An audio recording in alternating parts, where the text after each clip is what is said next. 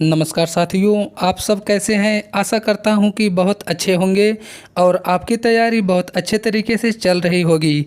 साथियों, इस वीडियो के माध्यम से हम लोग आरआरबी एनटीपीसी एग्ज़ाम के प्रीवियस ईयर प्रश्नों की प्रैक्टिस करेंगे। इस वीडियो में कुल 50 प्रश्नों को शामिल किया गया है। लास्ट के 10 प्रश्न करंट अफेयर के शामिल किए गए हैं। आप वीडियो को पूरा देखिए और प्रश्नों की प्रैक्टिस करिए, क्योंकि किसी भी एग्ज़ाम में सफल होने के लिए उस एग्ज़ाम के प्रीवियस ईयर प्रश्नों को हल करना बहुत आवश्यक होता है। वीडियो को स्टार्ट करने से पहले आपसे एक रिक्वेस्ट है, अगर आपने अभी तक चैनल को सब्सक्राइब नहीं किया है तो प्लीज़ चैनल को सब्सक्राइब कर लीजिए। वीडियो को स्टार्ट करेंगे। पहला प्रश्न है, भारत के स्वतंत्र होने से पूर्व लगातार 6 वर्षों तक भारतीय राष्ट्रीय कांग्रेस के अध्यक्ष पद पर रहने वाले एकमात्र व्यक्ति कौन थे। राइट आंसर होगा ऑप्शन ए, मौलाना अबुल कलाम आज़ाद। साथियों, भारतीय राष्ट्रीय कांग्रेस की स्थापना 28 दिसंबर 1885 में हुआ था। भारतीय राष्ट्रीय कांग्रेस की स्थापना ए.ओ. ह्यूम के द्वारा किया गया था। आगे बढ़ेंगे अगले प्रश्न पर। भारतीय संविधान के किस संशोधन अधिनियम के तहत वस्तु एवं सेवा कर यानी कि जीएसटी को लागू किया गया। करेक्ट आंसर होगा ऑप्शन सी, 101वां संविधान संशोधन अधिनियम के द्वारा जीएसटी भारत में 1 जुलाई 2017 को लागू हुआ था। आगे बढ़ेंगे अगले प्रश्न पर। संयुक्त राष्ट्र यानी कि यूनाइटेड नेशंस नाम कब गढ़ा गया था।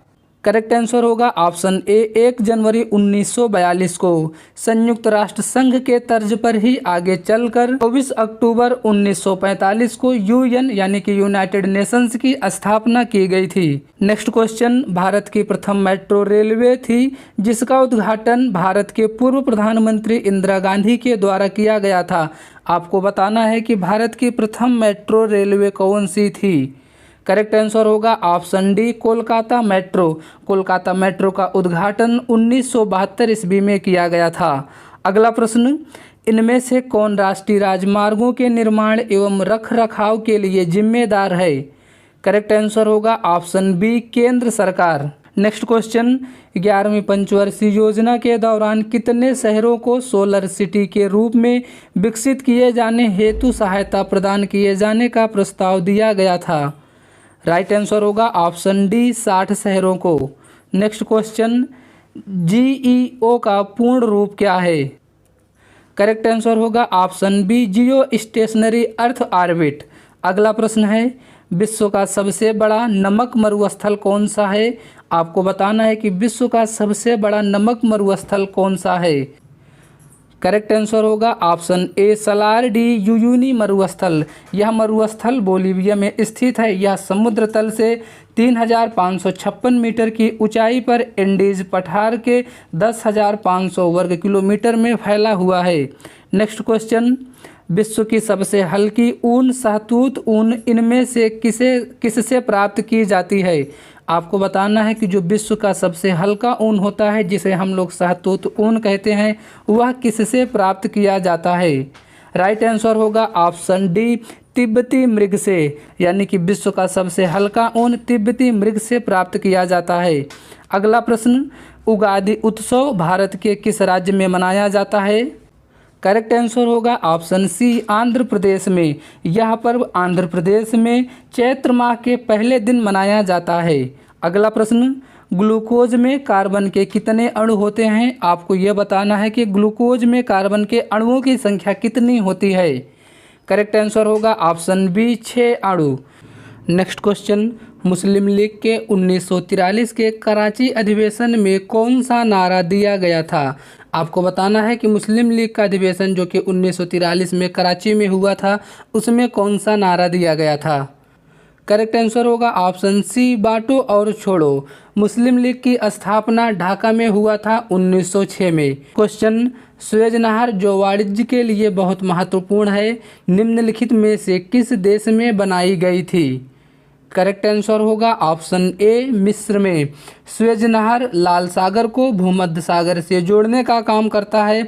इसका निर्माण 1859 में प्रारंभ हुआ था, जो कि 1869 में इसका निर्माण कार्य पूरा हो गया था। अगला प्रश्न, स्वतंत्र भारत के पहले गवर्नर कौन थे। आपको बताना है कि स्वतंत्र भारत के पहले गवर्नर कौन थे। करेक्ट आंसर होगा option C Lord Mountbatten. Lord Mountbatten स्वतंत्र भारत के पहले गवर्नर तथा अंतिम वायसराय थे। वहीं आपके एग्जाम में क्वेश्चन अगर ये पूछा जाए स्वतंत्र भारत के पहले भारतीय गवर्नर जनरल कौन थे, तो उसका राइट आंसर होगा सी राजगोपालाचारी। आगे बढ़ेंगे अगले प्रश्न पर। प्रोपेन का रासायनिक सूत्र क्या होता है?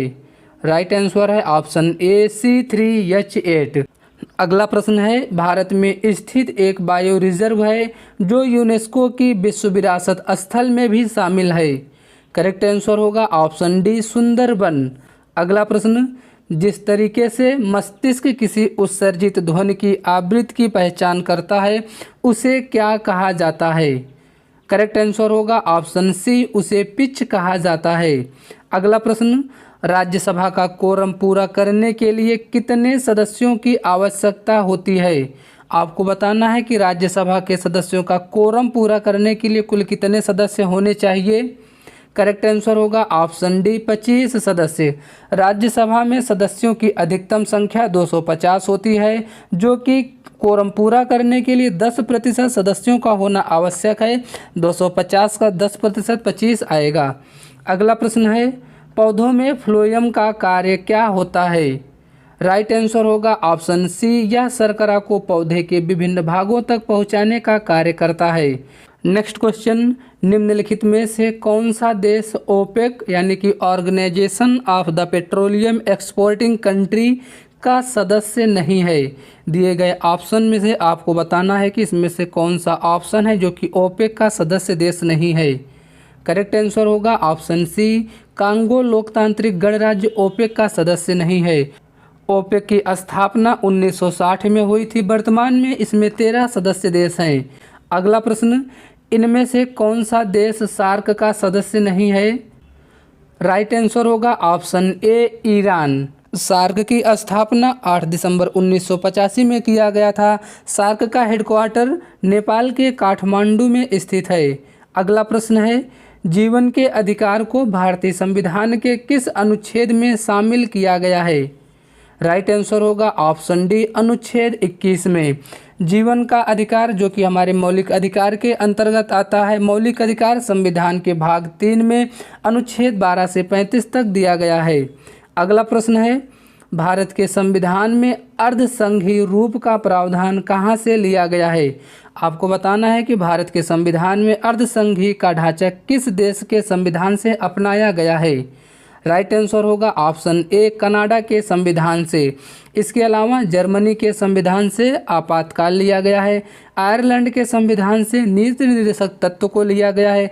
दक्षिण अफ्रीका के संविधान से संविधान संशोधन की प्रक्रिया को लिया गया है, जो कि अनुच्छेद 368 में दिया गया है।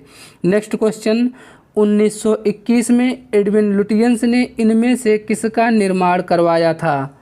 राइट आंसर होगा ऑप्शन सी इंडिया गेट का। इंडिया गेट का निर्माण एडविन लुटियंस के द्वारा 1921 में करवाया गया था। यह गेट प्रथम विश्व युद्ध में शहीद हुए 80,000 सैनिकों की याद में बनवाया गया था। अगला प्रश्न है, कंप्यूटर की बूटिंग के लिए इनमें से किसकी आवश्यकता होती है? राइट आंसर होगा ऑप्शन डी ऑपरेटिंग सिस्टम का। नेक्स्ट क्वेश्चन, ग्रहों की गति के नियम की खोज किसने किया था? राइट आंसर होगा ऑप्शन डी केपलर ने। ग्रहों की गति के नियम की खोज केपलर के द्वारा किया गया था। इन्होंने 1609 में अपनी पुस्तक एस्ट्रोनोमिया में प्रकाशित किया था ग्रहों की गति के नियम को। नेक्स्ट क्वेश्चन, असहयोग आंदोलन के दौरान चोरी चौरा की घटना उत्तर प्रदेश के किस जिले में हुई थी? राइट आंसर होगा ऑप्शन ए गोरखपुर में। असहयोग आंदोलन महात्मा गांधी जी के द्वारा 1 अगस्त 1920 को प्रारंभ किया गया था, जो कि चोरी चौरा घटना के बाद बंद कर दिया गया। चोरी चौरा की घटना 4 फरवरी 1922 को हुआ था। आगे चलकर 12 फरवरी 1922 को महात्मा गांधी ने असहयोग आंदोलन को वापस ले लिया था। आगे बढ़ेंगे अगले प्रश्न पर। ताप्ती नदी का उद्गम स्थल कहाँ है? आपको बताना है कि ताप्ती नदी का उद्गम स्थल कहाँ से है। राइट आंसर हो जाएगा ऑप्शन बी सतपुड़ा में। ताप्ती नदी की कुल लंबाई 724 किलोमीटर होता है। ताप्ती नदी महाराष्ट्र गुजरात से होते हुए अरब सागर में जाके गिर जाती है। नेक्स्ट क्वेश्चन, भारतीय स्वतंत्रता संग्राम के दौरान दिल्ली चलो का नारा किसके द्वारा दिया गया था? करेक्ट आंसर होगा ऑप्शन बी सुभाष चंद्र बोस। सुभाष चंद्र बोस के द्वारा दिल्ली चलो का नारा तुम मुझे खून दो मैं तुम्हें आज़ादी दूंगा इस ना दिया गया था। नेक्स्ट क्वेश्चन, हैदर अली कहाँ का शासक था? आपको बताना है कि हैदर अली कहाँ के शासक थे। करेक्ट आंसर हो जाएगा ऑप्शन सी मैसूर के। हैदर अली मैसूर के शासक थे। 1761 में मैसूर का शासक बने थे। नेक्स्ट क्वेश्चन, इनमें से कौन सा नाभिकीय शक्ति रिएक्टर यानी कि न्यूक्लियर पावर रिएक्टर गुजरात में स्थित है? करेक्ट आंसर हो जाएगा ऑप्शन डी काकरापार। काकरापार का स्थापना 1943 में किया गया था। अगला क्वेश्चन, मंत्रिपरिषद सामूहिक रूप से किसके प्रति जवाबदेह होता है? राइट आंसर हो जाएगा ऑप्शन बी लोकसभा के। भारतीय संविधान के अनुच्छेद 75(3) के तहत मंत्रिपरिषद लोकसभा के प्रति जिम्मेदार होता है। नेक्स्ट क्वेश्चन, आइजैक न्यूटन द्वारा गति के कितने नियम प्रतिपादित किए गए थे? आपको बताना है कि न्यूटन ने गति के कुल कितने नियम दिए हैं। करेक्ट आंसर हो जाएगा ऑप्शन ए 3 नियम। आगे बढ़ेंगे अगले क्वेश्चन पर। पहली महिला विधि सचिव के रूप में किसे नियुक्त किया गया है? राइट आंसर हो जाएगा ऑप्शन बी अंजू राठी राणा को। अगला प्रश्न, बेंगलुरु सिटी यूनिवर्सिटी का नया नाम किस पूर्व प्रधानमंत्री के सम्मान में रखा गया है? करेक्ट आंसर होगा ऑप्शन ए मनमोहन सिंह के नाम पर। आगे बढ़ेंगे अगले प्रश्न पर। हाल ही में कौन सा राज्य ने मीडिया निगरानी केंद्र की स्थापना की घोषणा किया है? राइट आंसर हो जाएगा ऑप्शन डी महाराष्ट्र ने। साथियों, ये सभी करंट अफेयर के प्रश्न आपके लेटेस्ट के हैं। आपके एग्जाम में यही प्रश्न डायरेक्ट देखने को मिल सकते हैं। अगला प्रश्न है, राष्ट्रपति द्रौपदी मुर्मू ने अंतर्राष्ट्रीय महिला दिवस 2025 पर किस सम्मेलन का उद्घाटन किया है? इम्पॉर्टेंट क्वेश्चन है आपके एग्जाम के लिए। राइट आंसर हो जाएगा ऑप्शन बी नारी शक्ति के विकास भारत सम्मेलन। अगला प्रश्न, हाल ही में किस संगठन ने यूक्रेन को सैन्य सहायता देने के लिए ऑपरेशन स्काई शील्ड योजना की घोषणा की है? Right answer option B European संघ ने।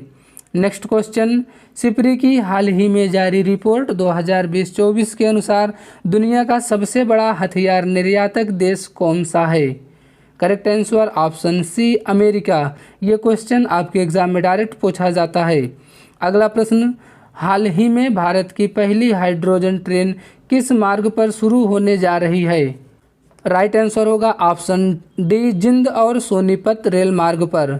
नेक्स्ट क्वेश्चन, राष्ट्रमंडल खेल महासंघ का नया नाम क्या हो गया है? Right answer option A commonwealth sports. Next question, हाल ही में किस राज्य ने अपना स्वयं का उपग्रह लॉन्च करने की घोषणा की है? राइट आंसर होगा ऑप्शन डी असम राज्य ने। नेक्स्ट क्वेश्चन, मार्च 2025 में भारत के सर्वोच्च न्यायालय का नया न्यायाधीश किसे नियुक्त किया गया है? करेक्ट आंसर होगा ऑप्शन डी न्यायमूर्ति जयमाल्या बागची को। नेक्स्ट क्वेश्चन, SBI अस्मिता योजना का उद्देश्य किसे सहायता प्रदान कराना है? सही जवाब होगा ऑप्शन बी महिला उद्यमियों को। आगे बढ़ेंगे अगले प्रश्न पर। भारतीय नृत्य शैली मणिपुर में अधिकांशतः किस पर आधारित प्रसंगों का चित्रण होता है? राइट आंसर होगा ऑप्शन डी कृष्ण गोपियाँ। आगे बढ़ेंगे अगले प्रश्न पर। लखनऊ में 1857 के विद्रोह का नेतृत्व किसने किया था? 1857 का विद्रोह, जिसे प्रथम स्वतंत्रता संग्राम कहा गया, उस समय लखनऊ में इसका नेतृत्व किसके द्वारा किया गया था? करेक्ट आंसर होगा ऑप्शन बी बेगम हजरत महल के द्वारा। नेक्स्ट क्वेश्चन, दिल्ली दरबार 1911 के दौरान दिल्ली की आधारशिला इनमें से किसने रखी थी? करेक्ट आंसर होगा ऑप्शन सी जॉर्ज पंचम ने। Next question, nuclear fuel complex कहाँ स्थित है? करेक्ट आंसर होगा ऑप्शन ए हैदराबाद में।